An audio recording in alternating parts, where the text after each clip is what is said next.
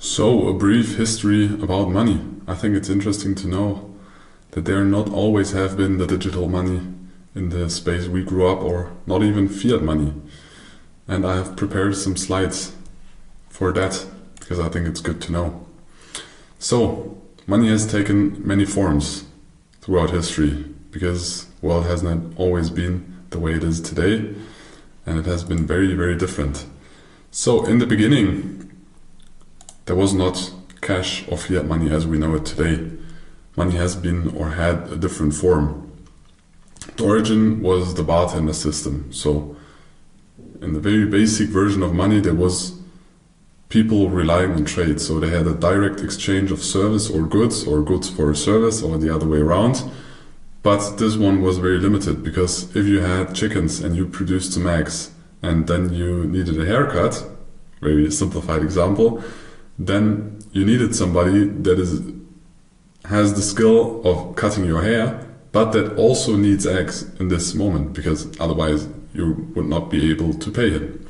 So there needed to be a double coincidence of interests, otherwise the trade was very difficult. Furthermore, the eggs most likely you were not able to transport through the sea because at some point they're gonna get bad, or the food gets bad, and then you cannot trade or sell it anymore for other services.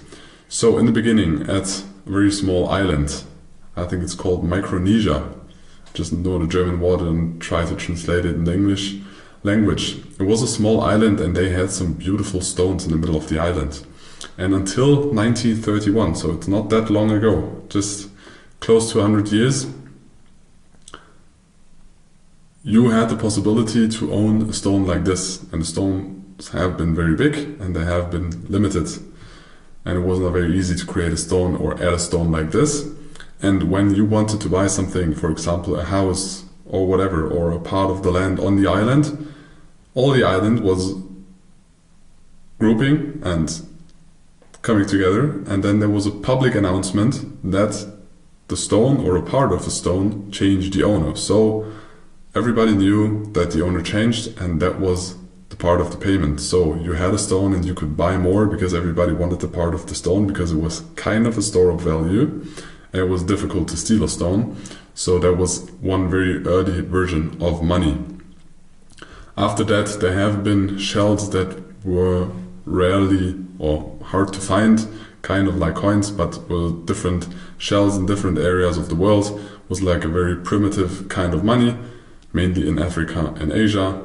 There was a long time where people just used rare shells to pay. After that, there was the creation of coins, especially in the Roman Empire. But there was a big difference between the Roman Empire, the East Roman Empire and the West Roman Empire. So both of them had a lot of wars, and wars are very expensive, so people needed to finance those wars.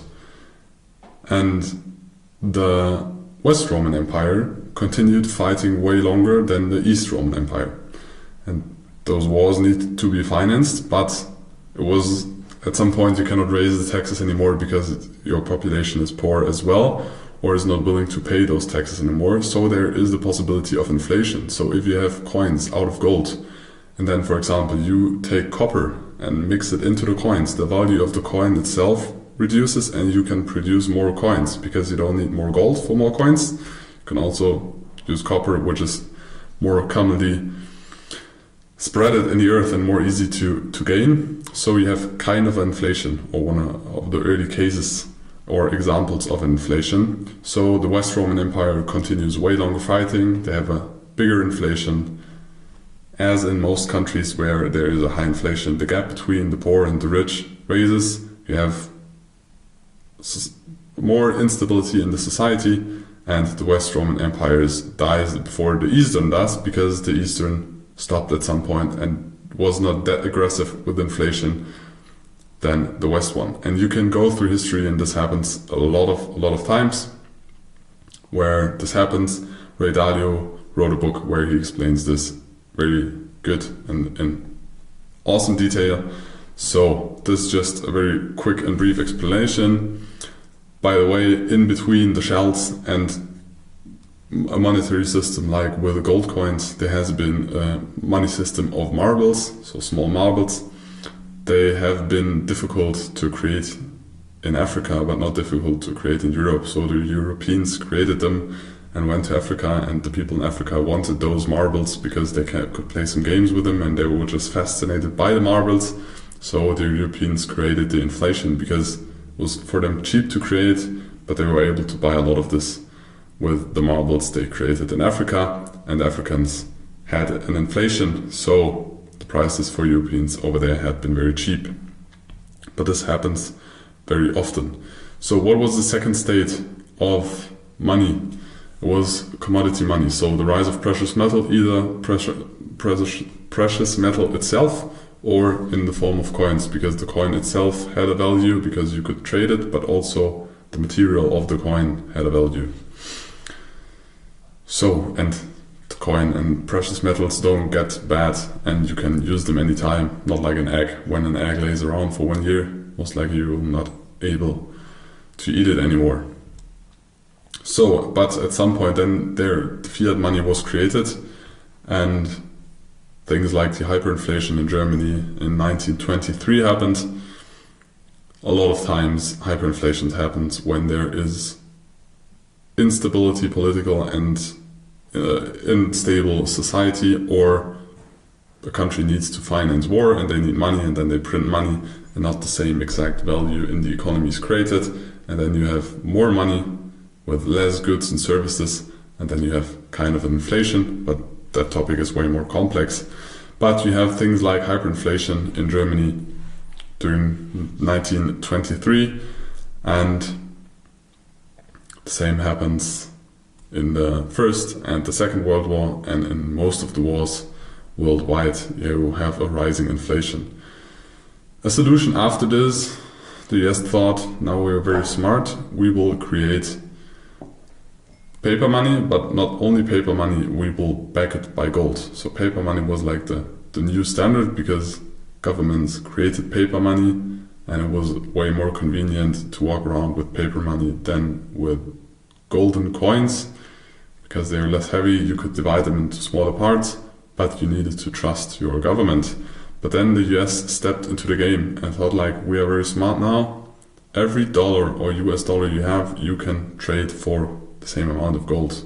Like, there was a value, what is the value of gold, and every dollar you could change for gold. And for every dollar there is produced, there will be the same value of gold stored somewhere in the US or in the banking system of the US. This was the promise. So a lot of countries thought, oh, it's way more easy if we store paper money, because when people want to trade, you need to agree on one asset or one currency that you trade.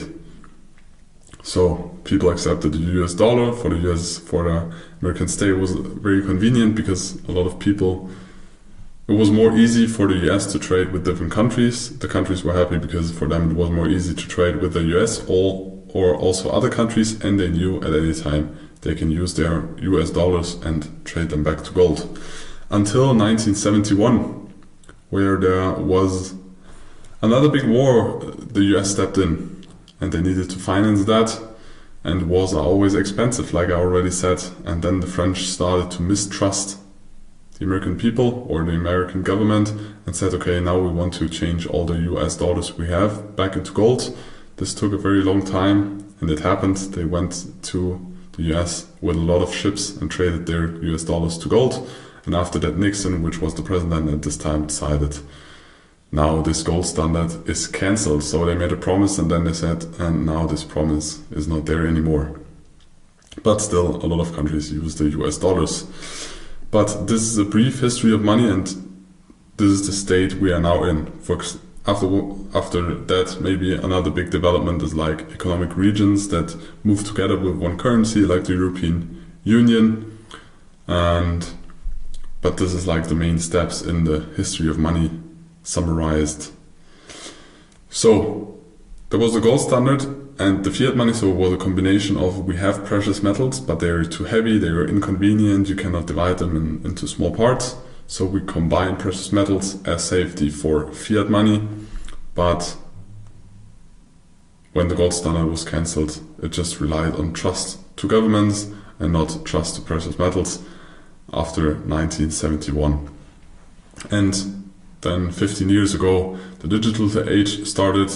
Cryptocurrencies have been created like Bitcoin. After that, the development has been more, and we have thousands of coins. Not all of them are viewed as currencies. Even Bitcoin, there is a big fight between do you view Bitcoin as commodity or as currency. There are different opinions about this. In the end, it does not matter. It is a new asset class, and it's a new version of decentralized money because there is no centralized exchange or entity that decides how much money is produced or how you use it. It's a decentralized democratic system and a new step or development in the process or in the history of money. But why does money exist, and why don't we step back to the trading part and just trade? So you create something, or you have knowledge, or you have a service, and you trade this for something else. Because money is a medium of exchange, and it simplifies trading. Because there's no expiration date on money. You can divide it into very small parts. You can store it for a very long time. And everybody accepts it. So if you want to buy something and you live in an economic or in an economy or economical region, most of the people accept the same money. Of course, there are still parts of the world where this is not the case, but when you live in a region where you have a kind of stable government, kind of stable society, everybody accepts the same currency or even different currencies. So in Europe, even a lot of people accept US dollars, for example, or Swiss franc. So it is a medium of exchange which makes it way more easy for transactions. It is a store of value because it has no expiration date. It's a unit of account, so it's different to value how much is a haircut worth measured in eggs. But maybe one day you don't have eggs, you have chicken breast because your chickens died and now you have meat. So you always need to re-evaluate what's the value of a different commodity or service compared to the things you want to buy or the things you want to trade. And this can be very stressful and this is very inefficient. So when you have a unit of account, you have currency and you have a need for that. And money or a currency or a medium of exchange gives you the option to lend it, invest it, and kind of have an influence on the economy, like how much money you inject. If there's more money, there's more spending, there's more investing, so there's more likely that there's going to be growth or more transaction in the economy, which most of the times lead to growth. If you reduce the amount of money, you can reduce the speed of the economy growing, or you can reduce the transactions. So if there is a central entity, you can have an impact on the economic growth. Furthermore, it's social trust. So money nowadays, except Bitcoin or other cryptocurrencies, are regulated by a government. So they're backed by a government or by a central bank, which is very close connected to a government or multiple governments. So with this trust, you don't need to trust the other person, you need to trust your government and the government providing the infrastructure for the medium of exchange or the money. So it also connects people, it connects economical regions or different economies. So there's also a positive benefit because back in the days when you had like two different villages next to each other and each would have their own medium of exchange, it's not necessarily that you trust the medium of exchange of the village next to you. Maybe you just trust your own. So this is like kind of a connecting factor. So let us continue with the next one, with the long-term and the short-term debt cycle.